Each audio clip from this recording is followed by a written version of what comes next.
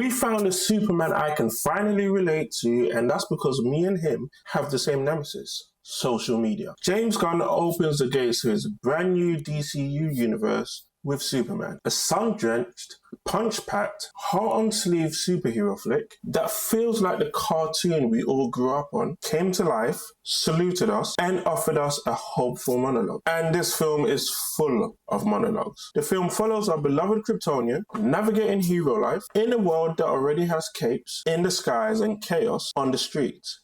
And oh, did I mention? There's the dog.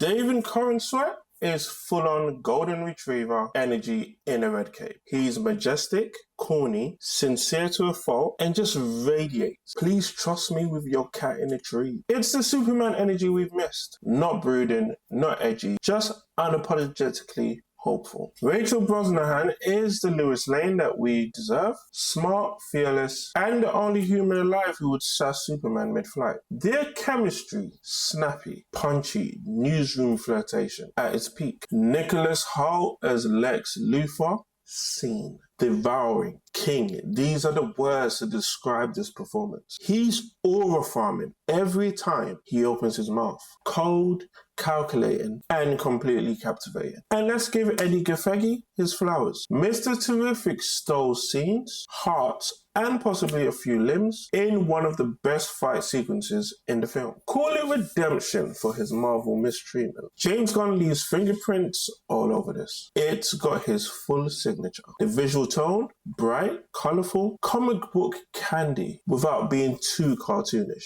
The fight choreography deserves a standing ovation. Crisp, clean, creative, no blurry chaos here, just well-framed mayhem. The costume department gets an honorary mention for making the overpants work.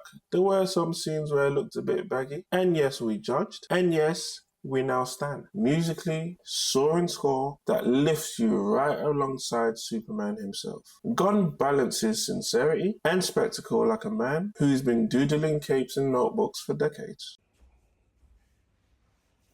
You like film and TV. That's why you're here. Hit that follow button. Let's go. This is a Superman movie through and through. So there's little Clark, and the little bits he gets, we like. It doesn't try to be a covert Justice League recruitment drive. The Justice Gang pop in just enough to say, hey, we exist, before politely stepping back. And Crypto, MVP.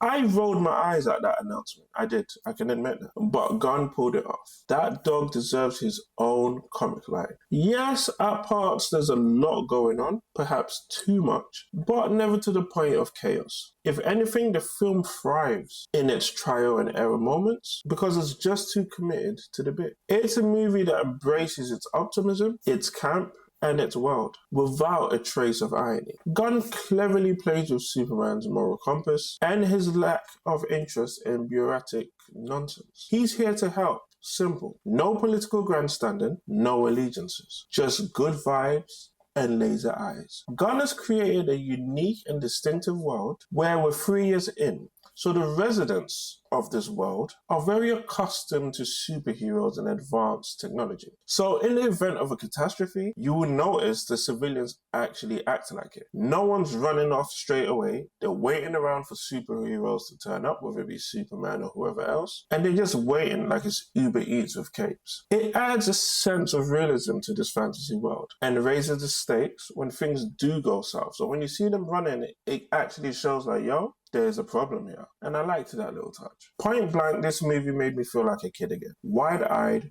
hopeful, and ready to tie a towel around my neck and run around my balcony. It's not perfect, but it didn't need to be. It just needed us to believe again. And I believe. As always, if you're enjoying anything film, TV, video games, or theatre, hit that follow button. And of course, before you hit play, what did Ken say?